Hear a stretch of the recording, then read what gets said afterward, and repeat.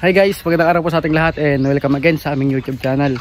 Ngayon po andito na naman po tayo sa Mapandan, Pangasinan, kung saan andito na po tayo kahapon. Yan, itutuloy lang po natin yung gagawin po natin dito na pag-sorting, kung saan gumawa po tayo ng divider. Yan po siya. Tapos ang insert po namin dito yung mga malaki tsaka yung mga mabagal lumaki. Alisin po natin yun para po maiwasan po natin yung cannibalism, kasi po kakainin po ng mga hito yung kapwa po nila pag kasya po sa bunga nila. Yan, kasama po natin si Roddo ang bato, tapos pati doon isorting po natin yan. I-update ko po kayo mamaya sa mga gagawin po namin.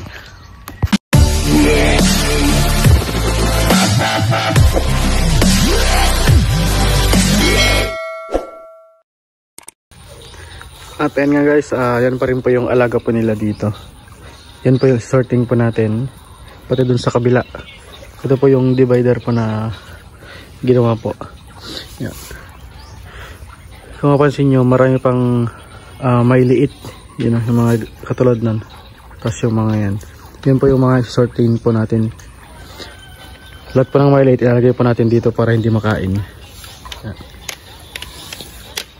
Yun yung mga gagamitin po natin. Tapos yung mga drum. Tapos dito yung mga pwede nang pangbenta, dito po natin ilalagay. Mamaya i-drain din po natin yan para makita nyo.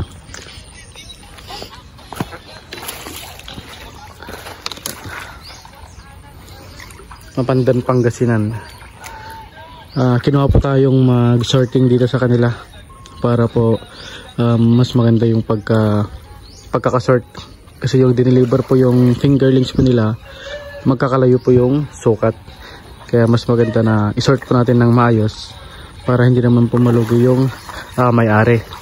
Kasi marami na rin po silang nagastos dito sa kanilang concrete pan. Katulad ng mga yun, sobrang liliit pa. Yan. Tapos yung ganyan, pwede natin kuhin yan. Pwede na sa pang December yan. Yan. Ganyan po kalawak yung ginawa po nila dito na circular concrete pond. Kuha dito Roy, pakita natin sa kanila kung ano yung laman niya. Huwag mo na tingnan ko lang yan. Dito, yan boss. Dito yung sabi kong sukat. May maliit, tapos sobrang laki naman nung iba. Yan po yung sorting po natin. Yan. Update ko po kayo sa mga gagawin po namin susunod. Mamaya hanggang dun sa kabila.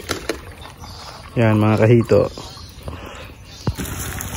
At ayan nga guys, ayan po yung ginagawa po natin.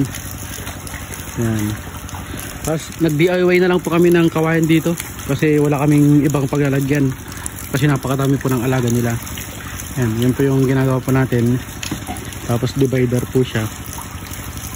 Yan.